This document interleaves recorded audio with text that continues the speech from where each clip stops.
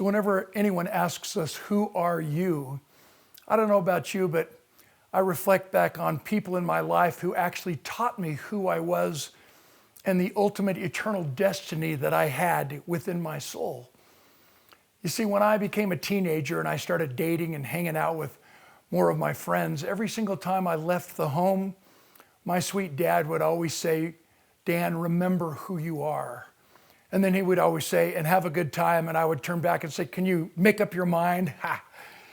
Every single time though, when I got in a situation at a party, at a dance, or hanging out with my friends, and I was faced with that dilemma, do I do this or do I do that? My dad's words resonated, not just in my head, but it connected my head with my heart and actually elevated my soul. Remember who you are.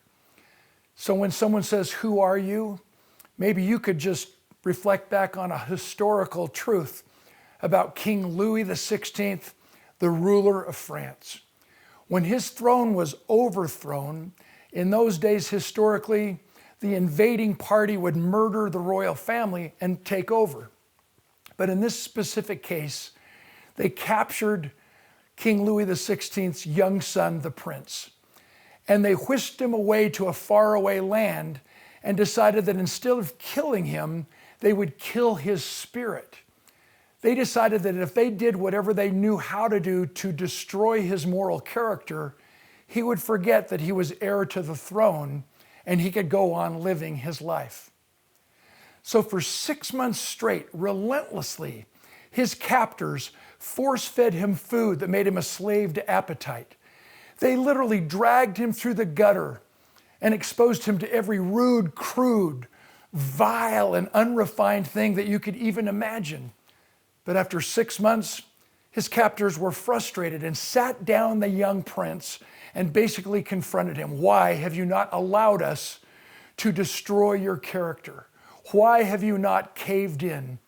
And in his maturity, the young prince, I can visualize, sat tall and straight, looked his captor square in the eyes, and he said, "I'm sorry, I cannot do what you've asked me to do, for I was born to be a king." Who are you? And in our darkest moments and our toughest decisions, if we'll just reflect on the true answer of who we are and the DNA that we possess, and commit to keeping our family name in a good way and doing what others would want us to do so everybody leaves saying, "I like me best when I'm with you, I want to see you again," it's amazing how we will definitely be who we were born to be, knowing another thing that my dad reminded us: you're going to make a lousy somebody else. Be the best you can possibly be.